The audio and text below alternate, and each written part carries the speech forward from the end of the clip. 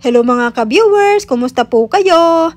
Ngayon po ay pupunta tayo sa Butters in Wilson dahil sasamahan po natin ang hipag natin doon sa kanyang tryout sa ina-apply ang trabaho. 2 hours po yun. Sana naman maging maayos ang lahat. I-check po muna natin kung ilang minuto ang papunta doon. Ay, 30 minutes pala. Not bad.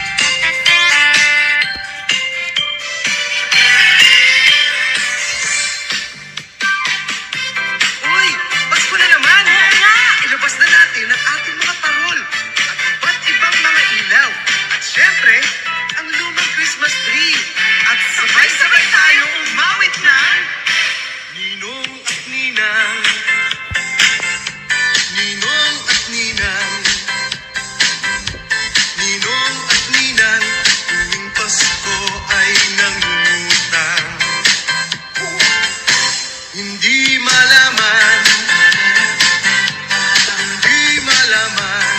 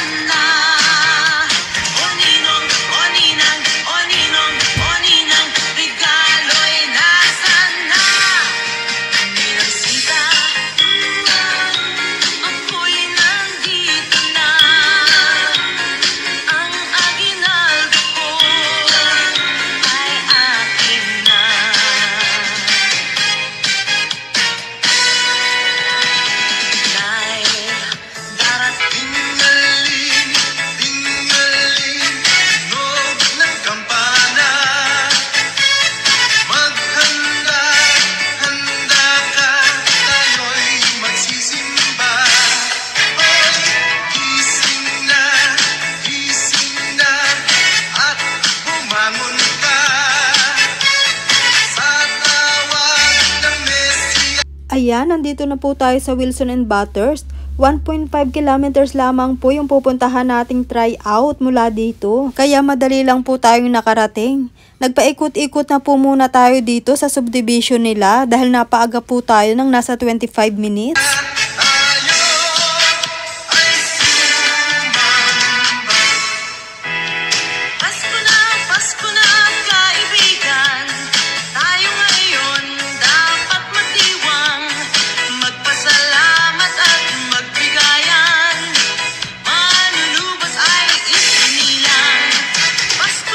Pasko na kaibigan, gayang tunay ang siya.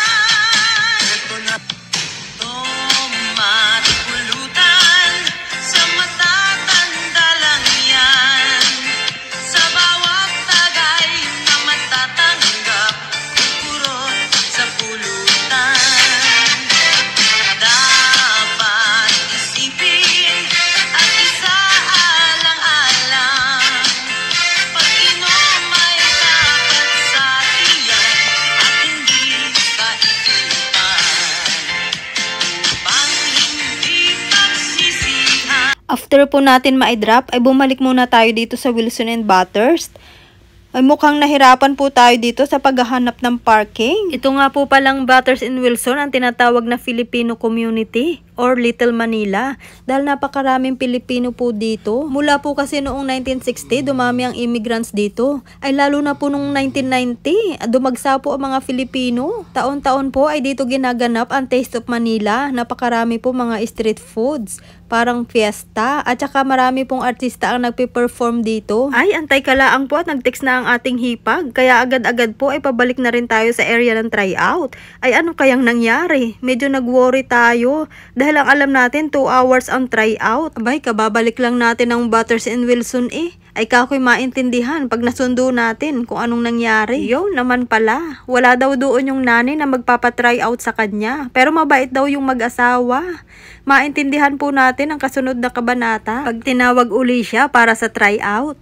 Andito na po uli tayo sa Bathurst and Wilson at magpapagupit ang aking asawa. Meron po siya ditong paboritong manggugupit na taga Laguna. Naghilera nga po dito ang mga pagupitan at mga kainan.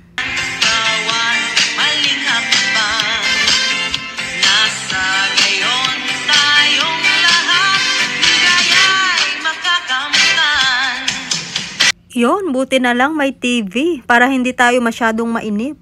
Dahil pangatlo pa po sa gugupitan ng aking asawa. Ayan, ay tingnan nyo naman ang buhok kung gaano nakahaba.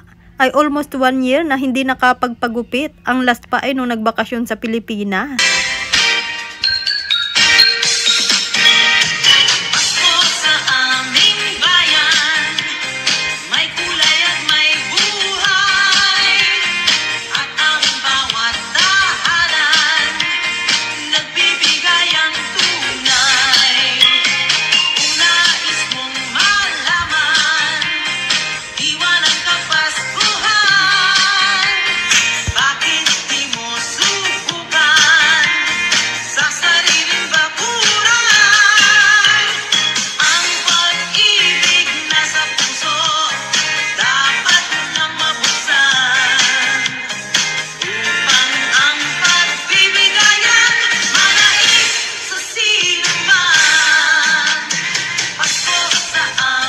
Sarap naman, may kaunting masahe.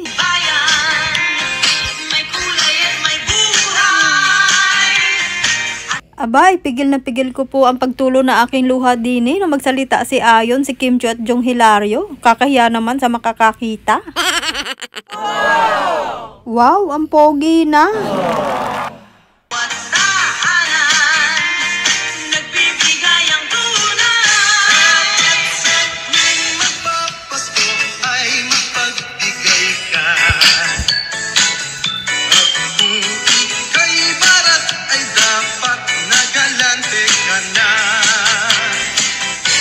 Kakain po muna tayo at talaga nakakagutom ang amoy ng mga barbecue dito.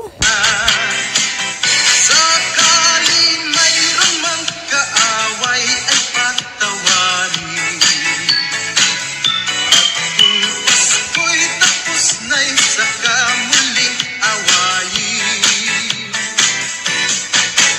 At huwag kang mawalan ng pag-asa dahil sa kanya. Walang imposibleng di mangyari. Mahalaga hindi sa pilitan, nasa sayo yan.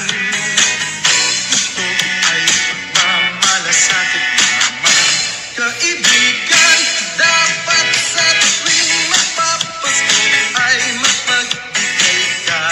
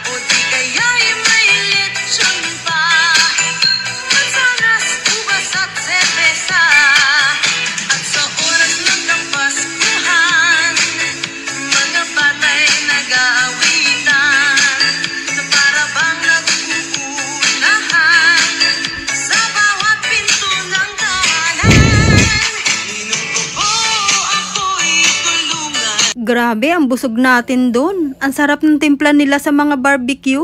Inuubo ako'y tulungan, makamit kahit ngayon lang. Hindi malilimutan, ang Pasko narito na naman. Kung Pasko ako'y malungkot, ang aking siyatay nagkasimangot. Di ko ito pinansin, pagkat ako'y tapos din. Ang nangyari, siya'y humiwalay, iniwan akong nalulumbay. Anong lungkot ang nadarama, ngayong siya ay wala na.